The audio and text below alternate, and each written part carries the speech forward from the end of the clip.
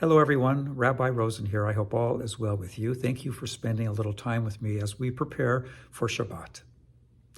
Earlier today, I was on a Zoom call, a meeting for a prospective trip to Israel that will hopefully take place later this summer.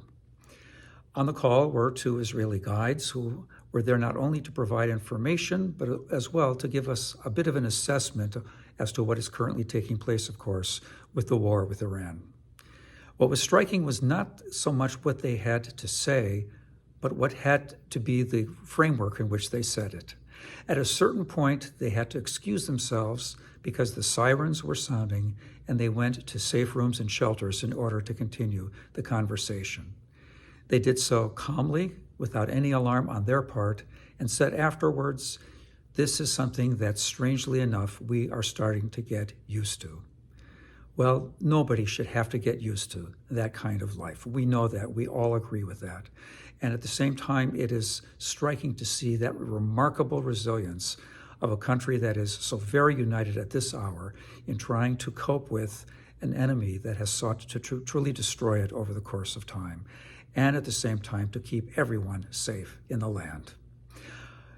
There are now currently thousands of Israelis hoping to come back to Israel, to be supportive, to be at home, to be a part of the campaign to cope with all that is taking place. And at the same time, we see a very remarkable contrast with the Torah reading of this week, Shlach Lecha. 12 scouts are sent into the land. They seek to know what is awaiting them when they enter the land for the people as a whole. Everyone agrees. The land is beautiful. The produce is marvelous. But there are indeed very powerful, formidable enemies to be found there. 10 of the spies, the scouts say, "Woe is us. We are going to be terribly defeated. We have been brought into the wilderness on a fool's errand." 2, however, Joshua and Caleb say, "Not so. We can indeed prevail. Nuchala, we can overcome them." And that is the spirit that ultimately is what's going to carry the day in the long term. But for that hour, it is clear this is a painfully fearful nation, not yet ready to enter the land. 40 years will have to go by.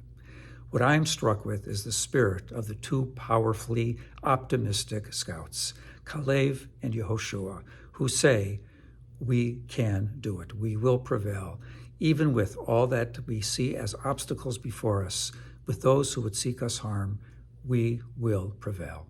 It is that spirit that we see now in Israel. It is the spirit that will carry all of us forward in the challenging hours ahead. Please, God, let this be the case, and let the Jewish people live and thrive, and let peace, a secure peace, come to us so very soon. Shabbat Shalom.